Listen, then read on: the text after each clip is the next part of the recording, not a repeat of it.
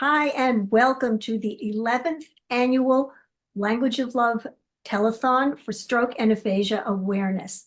We are very happy to welcome back Dr. Richard Libman. He's been with us a number of times, always brings us very, very interesting information.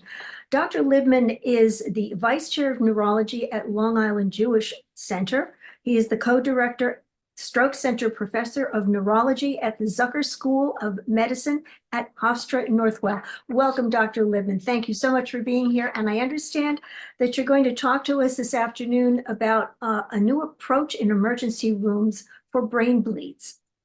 Well, thank you very much, Ginny, and always a pleasure to see you and a pleasure to be back here to see you and Renee and everyone else. It's always a pleasure.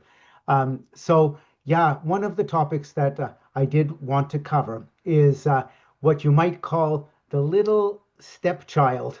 I don't want to say ugly stepchild, but the stepchild of stroke. And basically, that is bleeding in the brain. Most of the strokes that we've talked about for so many years and that we focused on for so many years and, sort of developed new treatments for, new approaches, usually very time-sensitive approaches, meaning time is brain, has been exclusively in the domain of what we call ischemic stroke, which is stroke due to blockage. And it's true, stroke due to blockages in the brain, blockages in the blood supply, are the most common. It is the most common type of stroke. It's probably around 70, even 75, approaching 80% of strokes are due to ischemia, meaning lack of blood supply or a blockage. Then you have this smaller subset, which is hemorrhage, sometimes called hemorrhagic stroke or bleeding in the brain. Okay, it's a smaller subset, at least in the Western world. It's about 15%. Just by the way, in other countries and many Asian countries, hemorrhage is much more common. Not more common than ischemic stroke, but just more common than it is here. For example, in the United States, maybe 40% of all strokes are hemorrhagic in many Asian countries, with 60% being ischemic or due to blockages. So again, I'm giving you kind of this long introduction again, but the point is that in spite of hemorrhages being less common than ischemic stroke, the toll it takes, what's sometimes called the morbidity of that condition, the complications, the effects tend to be even more severe than with ischemic stroke due to blockage. Of course, ischemic stroke has major, major ramifications and so much disability is a result of ischemic stroke. Well, although hemorrhagic strokes are less common, they tend to leave people even more disabled and also have a higher mortality rate. So that if the death rate from, let's say, all comers for ischemic stroke, perhaps maybe 20%. I guess if you really push it, it might be 30%, but usually it's less than that. For hemorrhagic stroke or hemorrhages in the brain, it's as high as 40% and sometimes higher. So in other words, it's less common, but more devastating. And that's the stage I wanted to set because of the irony. When you think about it, such a horrendous condition, okay, less common, but it's still, hundreds of thousands of people and millions in the world, worldwide, are left disabled or dead. And yet, for so many decades, our focus has been almost exclusively on ischemic stroke. And, of course, there's a good reason for it. I mean, I'm not criticizing it. And we talk about the advent of clot busting drugs like TPA or tenecteplase, now used a little more, or endovascular treatment, meaning catheter-based treatments where we pull clots out of the brain. That's all for ischemic stroke. It's revolutionized the treatment of ischemic stroke. I would never minimize it. But what about all those people with bleeding in the brain? We all thought, well, there's not a lot to do. So there's no really, up until recently, proven or evidence-based approach to patients in the emergency department who show up.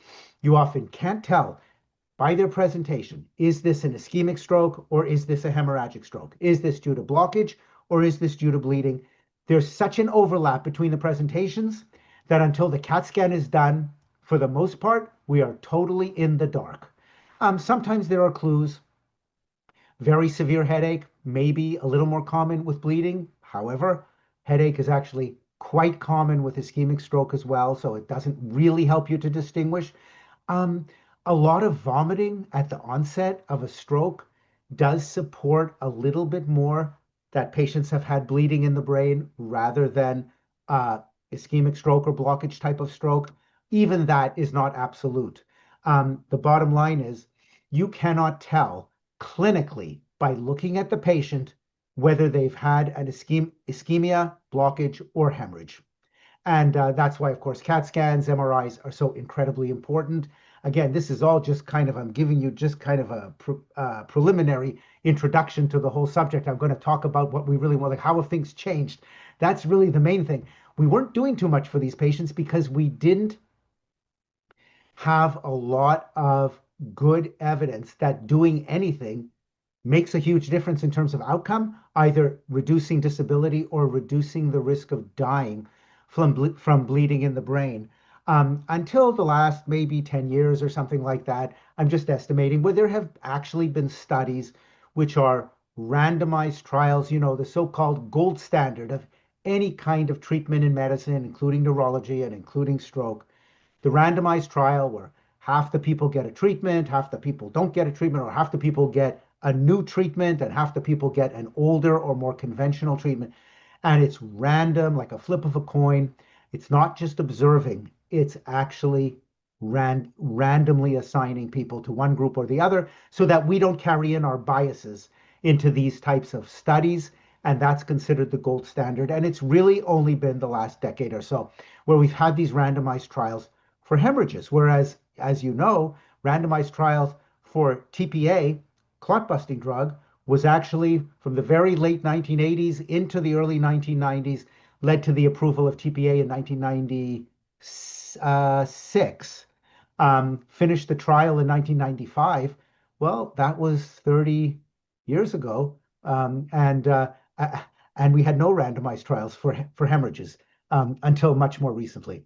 And so basically, look, there still isn't a huge amount to do for people who have hemorrhages in the brain, but there is a little bit to do.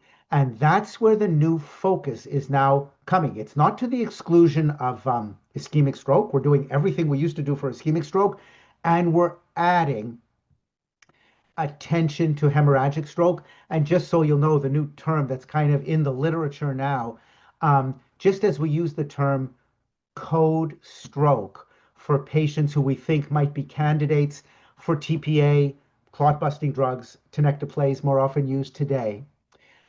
Code stroke, some hospitals say stroke alert, but we use code stroke, same idea, to get everybody mobilized super quickly to treat these patients as soon as possible after a blockage. Now there's a new concept called code ICH. ICH stands for intracerebral hemorrhage. Intracerebral just means in the brain, and hemorrhage, self-explanatory, bleeding. Bleeding in the brain, code ICH. Now, this is kind of just hot off the presses, where various hospitals, including multiple of our hospitals, which is Northwell Health, as you know, are piloting a new process called Code ICH. What are we focusing on? Okay, what we focus on comes from the studies that have been published and these randomized trials and all kinds of things like that, where there's a science to back it up. And here it is. One of the strongest treatments for bleeding in the brain is reduction of blood pressure. Now, I don't know whether that sounds kind of intuitive or counterintuitive or straight, but you may know, and many people will know, that when people come in with an ischemic stroke due to a blockage, one of the last things we want to do in the early time frame is lower their blood pressure, because the high blood pressure that they often come in with is helping to kind of force blood up into the brain. Just mechanically, the pump is working harder with high blood pressure to get blood into the brain. So it's, in a way, when people think of stroke, well, maybe everybody thinks high blood pressure, bad. Yes, high blood pressure is bad in the long-term phase. We all know for the prevention of stroke in general, any kind of stroke, long-term blood pressure management is essential. And that means getting your blood pressure under good control, taking medication, lifestyle changes, whatever it may be. For ischemic stroke, in the first 24 hours or so, we almost always leave the blood pressure where it is. And if it's 190 over 110, we leave it. And for the first 24 hours, that lets blood flow continue to get up into the brain. But guess what? With hemorrhagic stroke or bleeding in the brain, it's the opposite. And what's been shown over and over again is that people often have long-standing high blood pressure. That may lead to the bleeding. Some people may not have long-standing high blood pressure, and they still can have bleeding in the brain for other reasons and because of other conditions.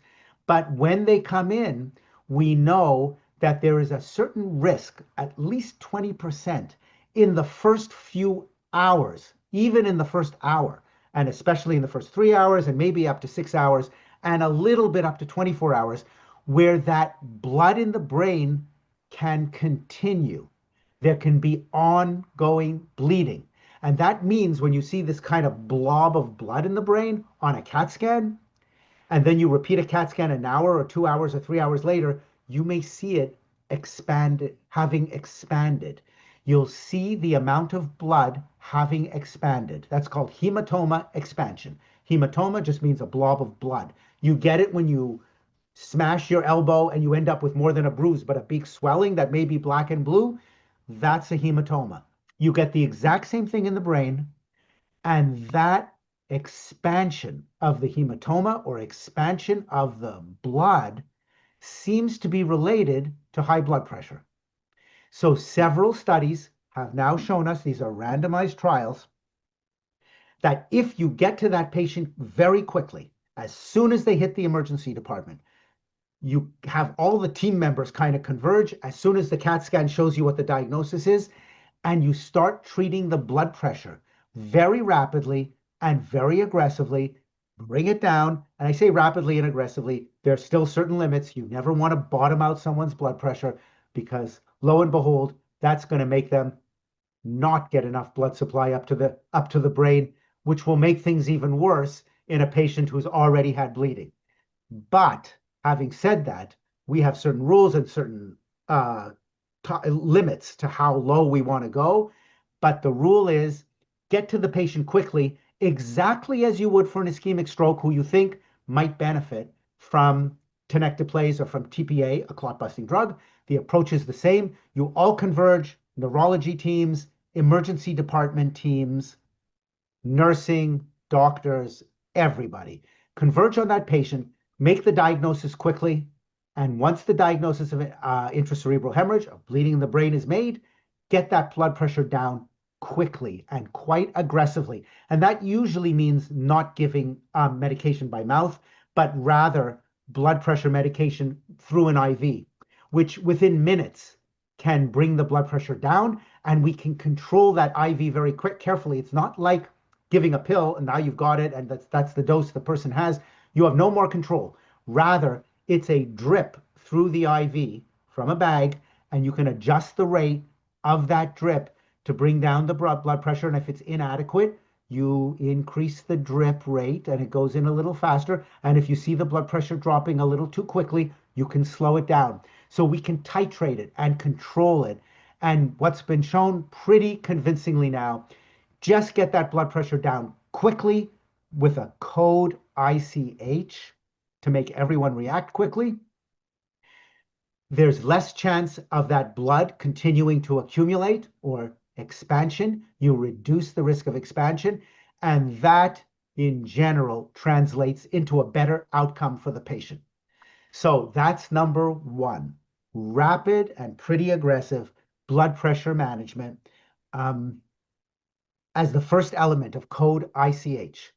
Number two is a subset of patients who have bleeding in the brain, not necessarily because they have long-standing high blood pressure or they have some other problem in the brain, but rather because they are on blood thinners.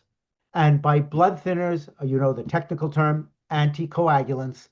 And for the most part, that used to be warfarin or Coumadin. And now, for the most part, not 100%, warfarin or Coumadin has been replaced by the newer blood thinners or anticoagulants, which many of you will be familiar with. And that is medications like Eliquis and Xarelto are probably the most common. And Eliquis and Xarelto are really, and some others that are related, but we don't use them that often. Those are great drugs. And they are safer than Coumadin, and they are at least as effective, if not slightly more effective than Coumadin in preventing strokes. For example, in people who have atrial fibrillation, irregular heartbeat, one of the most common causes of stroke. So there are a lot of people out there in the general population, sometimes for atrial fibrillation, sometimes they've got blood clots in the legs, so-called DVTs. All these patients are now treated for the most part with these blood thinners, usually Eliquis or Xarelto. So there are a lot of people out there. And some people, it's a minority, a very small minority, but some people do develop um, hemorrhages. And they develop hemorrhages anywhere. It could be in the body, and it could be uh, blood in the stool or bleeding through the intestines. But the most devastating type of bleeding, of course, is in the brain. And so that's another form of intracerebral hemorrhage, ICH. And when you're on a blood thinner, it can be particularly devastating because there's kind of nothing even stopping the blood. There's no normal clotting process, and that's what the drugs are designed to do. So the bleeding in the brain that's associated with blood thinning medication is even more devastating, higher mortality, worse outcomes than spontaneous bleeding in the brain. What can we do? Okay, there are kind of these old-fashioned treatments to try to reverse the effects of these blood-thinning drugs. One type of treatment, which is not that old but has been around for quite some time, involves sort of the regular chemicals in someone's blood that helps you to clot, helps you to stop bleeding, basically. Those are natural substances that we all have every time you cut yourself and it stops. That's because these chemicals in our blood are acting, there's this whole cascade of events to seal off that bleeding and stop it, basically. And that's life-saving often. Well, those same substances can be manufactured in the lab.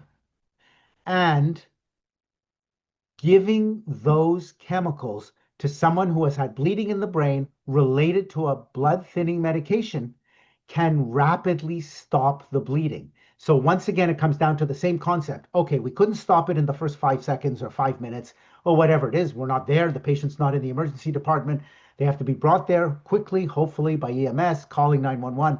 But as soon as we recognize it, because we get CAT scans very, very quickly, as you know, for any kind of code stroke, code ICH, first thing, get the CAT scan, make the diagnosis.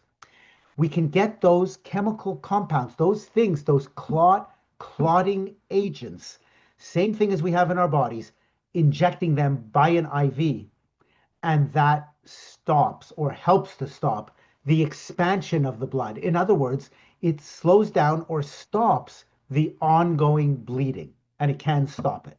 So that while you can't totally reverse the damage, okay, we can rarely reverse the damage, we can stop it from getting worse. We can't make the blood disappear, but we can make it stop expanding and continuing. And that's the idea behind the second component of this code ICH. Once it's recognized, there's bleeding in the brain, CAT scan shows you that. Of course, you have to get a history from somebody, family member, call up the patient's pharmacy, whatever you have to do. Find out that they're on one of these blood thinners, Xarelto, Eliquis, maybe Coumadin or warfarin. We know for each one what to give. And for a drug like Eliquis, FYI, there is actually even a more specific drug on the market, a medication which is specifically tailored to a drug like Eliquis, whereas the chemicals that I described that circulate in everyone's blood and help us to stop bleeding, okay, that's one approach and it does work, but there now is a drug on the market which is tailor-made to reverse the effects of Eliquis or Xarelto, as an example, and seems to be quite effective, as shown again in so-called randomized trial, big research study, that you can stop the blood from expanding in the person's brain. And what more can we ask for? Those are the two kind of urgent interventions that we're implementing as part of Code ICH. And the third, which I'll just tell you about very quickly, is the question as to whether many people want to know, well, if there's blood in there, can you just go in there and take it out with surgery? And the answer is yes, you can do that. But up until recently, all of the studies showed that you can rush in, or even not rushing in the first hour or two, it's not necessary, but in the first 6 hours, 12 hours, maybe even 24 hours, you can go in, you can take out the blood, but to a large degree, doing that resulted in saving the person's life, but at the cost of severe disability. So that almost all patients, if you could save them, you could save their life, but they would often be left bedbound, completely dependent, not independent, unable to walk, etc. And most people consider that such a bad outcome that even if it's not death, kind of universally among patients, among caregivers, among medical people, there's a consensus that for the most part, people don't want to be left that way, completely disabled, even if they're alive. So the major form of surgery that's been offered over many years, which was kind of taking off part of the skull, part of the bone, going in there surgically and taking out the blood, did not have a satisfactory outcome. More recently, just in the last couple of years, there have been studies showing that you can take blood out from someone's brain minimally invasively. That is, you don't have to take off a big part of the bone. You don't have to cut through a lot of brain to get to the blood to take it out. Rather, you can go in through a little hole, just a little hole in the bone of the skull, and you can go in with special devices, and then you can kind of suck out the blood without having to mechanically try to pull it out. You can kind of suction it out through not quite a catheter, but a little device that goes through a little hole. So there's little damage to the brain as part of the procedure itself. The results have not been 100% consistent, but at least one major study showed significantly better outcomes, less death and less disability, both when using one of these kind of what you might call minimally invasive approaches. It's still invasive, let's face it. You have to kind of drill a hole in the bone, but it's a tiny little area and a tiny little kind of a device, high tech, that goes in there and then sucks out the blood. So that's why it's called minimally invasive. And there's at least some data to suggest that patients do better. And no doubt, devices are going to become better, technology is going to become better, and it's going to become a more and more widely used procedure. A lot of what I'm telling you is, if not hot off the presses, recent enough that you'll see these treatments being offered at a few centers here and there, usually big stroke centers and all that, but not necessarily all hospitals. Not exactly standard of care yet, but almost definitely will be in the very near future. And so that's really what has come about and what we have found in the poor stepsister of stroke, that is hemorrhage, intracerebral hemorrhage, bleeding in the brain. We're finally giving it the attention it deserved all along. There it is, like like the middle child, not getting the attention. And at some point, you got to give the middle child some attention too. Thank you so much. That's very interesting. Question, just for my information. Now, you mentioned some of the Coumadin and the warfarin, which are, I guess, pretty heavy duty blood thinners. What about someone that's taking Plavix, which I guess is not quite as, quite Yeah. as strong a medication? I just wanted to clarify, and I can clarify that Plavix, clopidogrel is the generic. Many people will now know it by clopidogrel because it's gone off patent. So I have to be careful. Some people just know it as clopidogrel. For years, it was just Plavix because it was still, on patent. So that was basically everybody knew it by the brand name rather than the generic. Um, and aspirin work against platelets, and they are what's generally considered in colloquial terms, sort of gentle blood thinners compared to Coumadin, Eliquis, etc.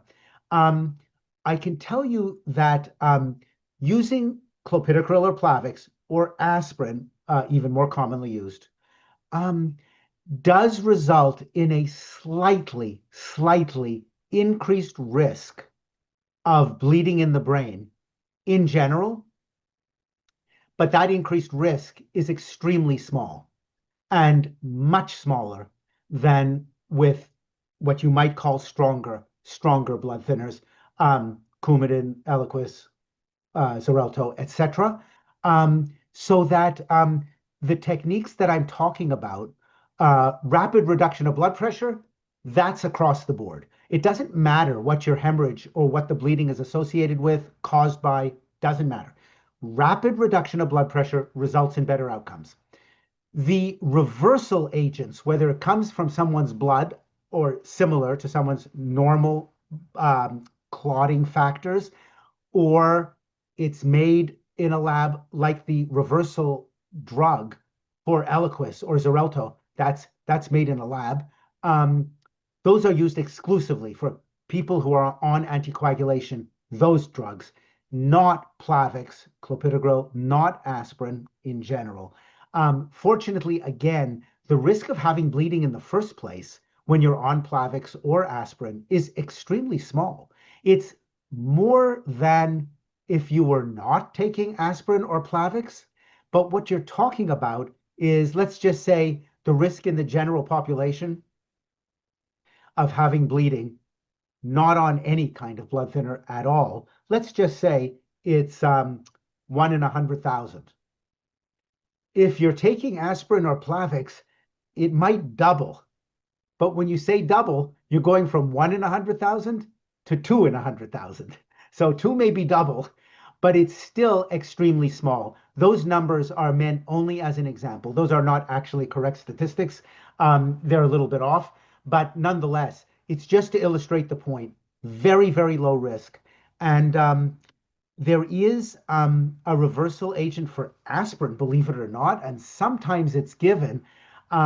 Usually, if you want to take the person who's had bleeding to the operating room and they've, for whatever reason, operate on their brain or operate on something else, but even operating on their brain, for whatever reason, if you need to bring them to the operating room and they've only been on aspirin, there is another medication that can be given that reverses the effects of aspirin. So the surgeons like that.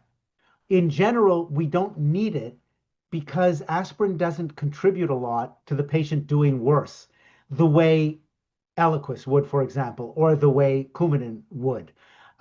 So we don't usually give any reversal agent for aspirin unless they have to go to the operating room and the surgeon wants to do everything they can to minimize bleeding as soon as they start to cut. They don't want bleeding, so you give it under those circumstances, and there's no specific reversal agent, to my knowledge, for Plavix. Okay, but most of the time, Ginny, again, to just emphasize the point, they are blood thinners. They increase the risk of bleeding in the brain a little bit, but it's a very minor increased risk. And of course, benefits are way up here and risks are way down here. Benefits are much more than risks, and it's usually not a problem. Very good. Thank you so much, Dr. Libman. We'll have you back in a little bit. I think you have another interesting topic for us coming up. Don't go away, folks. Thank you. My pleasure.